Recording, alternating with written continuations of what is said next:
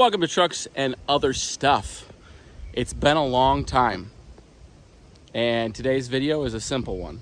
All I'm doing is an oil change. So I figured I'd take you guys with me, and if you wanted to watch, you can. Behind me is my 2008 Chevy Suburban. It has the 6-liter, not the 5.3, which is sort of unique, and it doesn't really change much for the oil change. But anyway, we're just gonna get right to it. All right, the things you need. I don't have everything in front of me, but I'll just show you what I got now. A good filter wrench is important. A camera stand, if you're going to record such things. Good idea to have some carb cleaner or some brake clean. This particular drain plug, I believe, is a 14. So we'll double check that. I have a 13. Fun fact, for those of you who don't know, some of you will, 1/2 inch and a 13 is the same thing. Realistically, it's the same thing. I have a drain pan, and I'm doing it on gravel today because this vehicle leaks power steering fluid, so I did not want to do it on the concrete. I have some cardboard so that I don't destroy my back. All right, let me grab the oil. Okay, we got the rest of the stuff. So what I'm using is 1030 high mileage full synthetic. SuperTech, which is, yes, you guessed it, Wally World. And I am using OEM filter, no, OEM filter. They're usually a good price. And yeah. I do have this wrench, but I'm actually probably going to be using this one right here because it is the perfect size for this filter. What else we need, guys? I think that's it. Let's get under there and get this done. Hopefully you guys can see pretty good. You see where this plug is? Let's see. Sometimes I actually jack up the front of the Suburban to give myself more room. I didn't today because I didn't want to. But give it a good crack. Usually comes right out after that. Get this drain pan in position.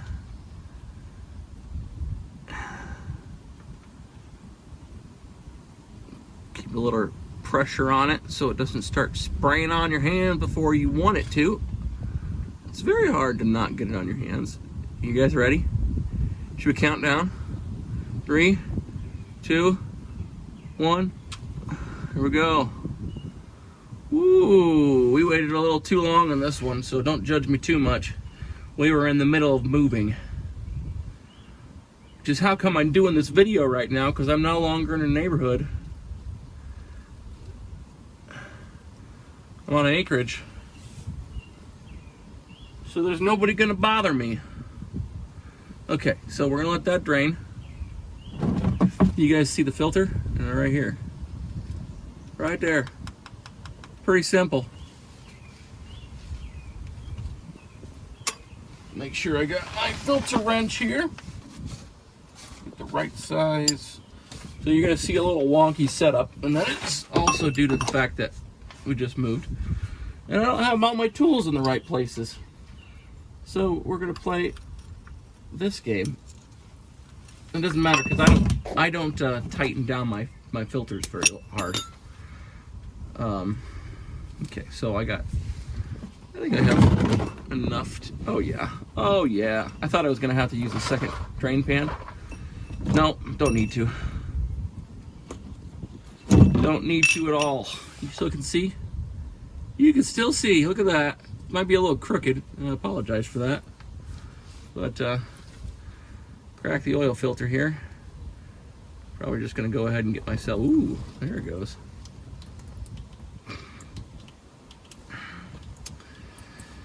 There it goes. And yes, I did get my hands dirty. I always do. I am that guy. I am the guy that, well, if I worked in an auto shop, which I did for a while, I I'm the guy that's dirty by 8:30 a.m. It's just the way it goes. I try.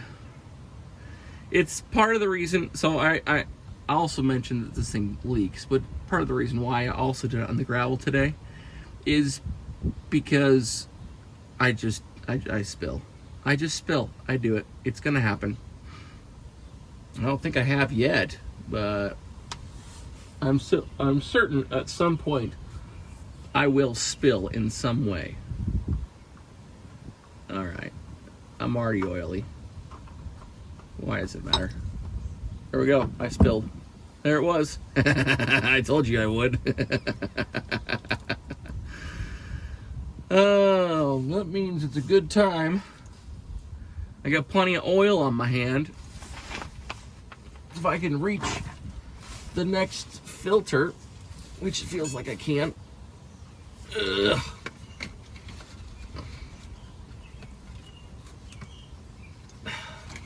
Yep, good idea to do it in the gravel. Take some of the oil that spilled on my hands and lube the new filter. Now I'm going to get oil all over the filter. I'm going to spray it with some brake clean in a second. Oops, sorry. Bumped you. Yeah, we're good. Make sure visually that there is no seal on. You know what? There's going to be. For certain. Yep. You got to make sure that there's no seal from the old filter. Yes, I am definitely going to have to clean this. You guys are probably like, just spit it on there. For some reason I'm struggling. I got to rest my arm. Look how dirty that filter is now. Look at that. Wayne, why are you such a mess? Yeah, I know I am. Oh. Okay, come on. Don't like me today.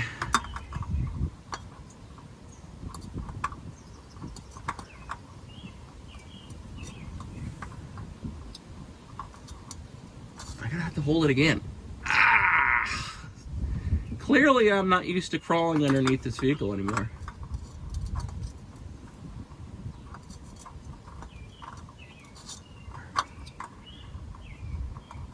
Did I get the right filter? PF46E. Yeah, that's the right filter. Or is it?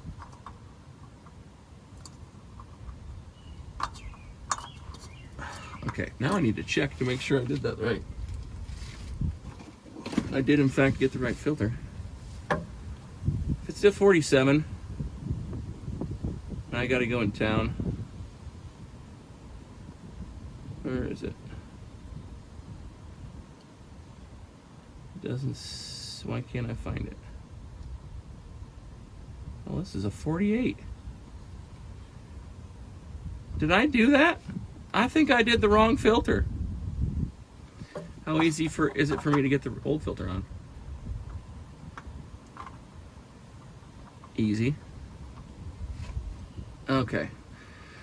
Hold on, guys. I'm going to compare these filters. All right, we got to figure it out. We got it on there. I got to get it slightly tightened down. Like I told you, it's a little oily. But we're going to make it work. An oil filter, you do not have to tighten it very much. In fact, it's good that you don't. So, I just want to make oh yeah, we're not going any tighter than that. You can really do it hand tight, honestly. Let me clean up this plug. All right. Rubber gasket doesn't look in terrible shape, but I'm a glutton for punishment. I should change it, but I don't. So, yeah. Okay. Where's my 15? My arm sore. Your arm sore? Doesn't have to be real tight, just tight enough. Ugh. Man, guys, we're about done. Pretty simple, huh? All right, I need to get all these drain pans out of here. Get that close to the front so I can grab it. Grab everything here. Make sure I don't forget anything. See you on the top. Last things to do is fill it up. I usually got a sticker in my sock. I usually do the 5 quarts, and then I start it up because I did not pre-fill the oil filter, and well, that's where some of the volume is going to go. So, and then I put some in out of the quart later. So.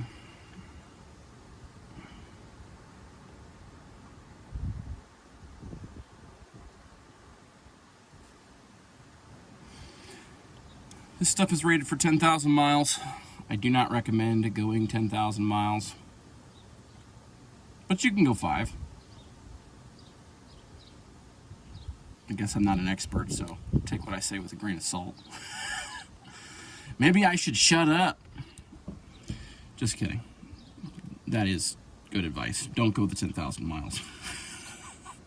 Don't do it. That advice I have gotten from much smarter people than me.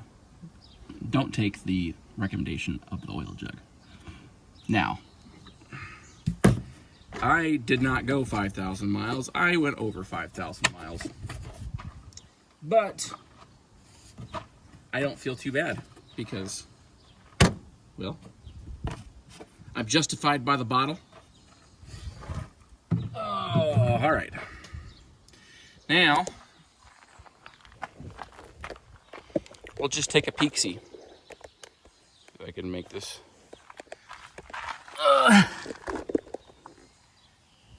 Do you see any dripping? No? Neither do I. Which means we're gonna start this sucker up.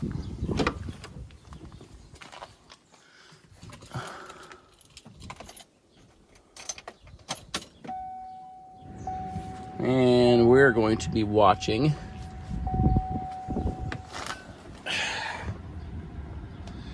this gauge right here. What is that gauge? Well, that's the oil pressure gauge. Make sure she comes up, and she does.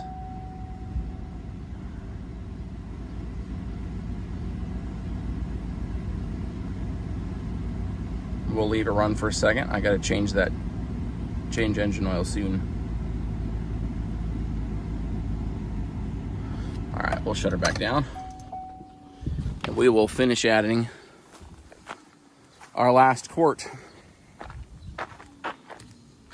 And then, just for kicks and giggles, I will take you guys and reset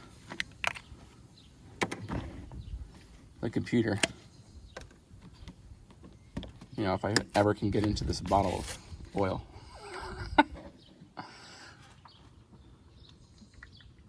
Okay. All right, let that drip for a second.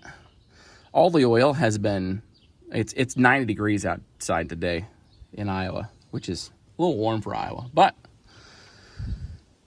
means all the oil is nice and thin. Comes out of the jugs much faster this way. Doing an oil change on my semi-truck in the middle of winter is not pleasant. The smartest thing to do is to take the 5-gallon pails of oil and take them inside the day before. Then, when you go to change the oil, it flows out of the 5-gallon bucket rather nicely. Okay, it's a little windy today, but we're gonna do this anyway. I usually like to Hopefully it doesn't knock the bottle over. Take my funnel and just stick it in there for now. Let it drain.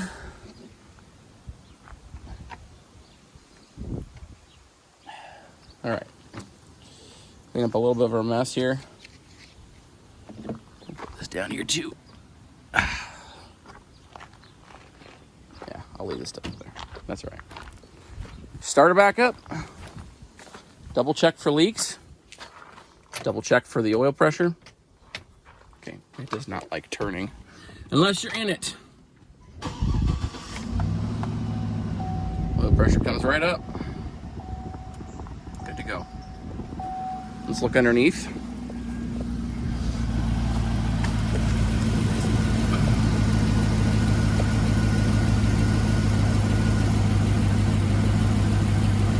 No drips except for the ones that I left there already.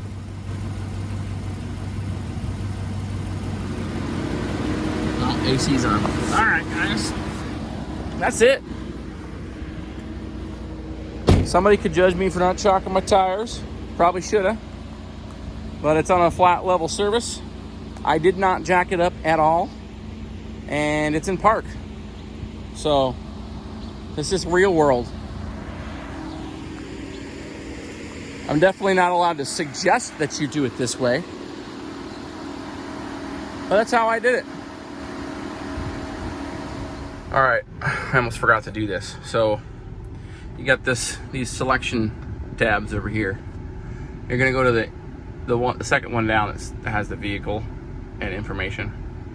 And if it's over here, you just toggle through until you find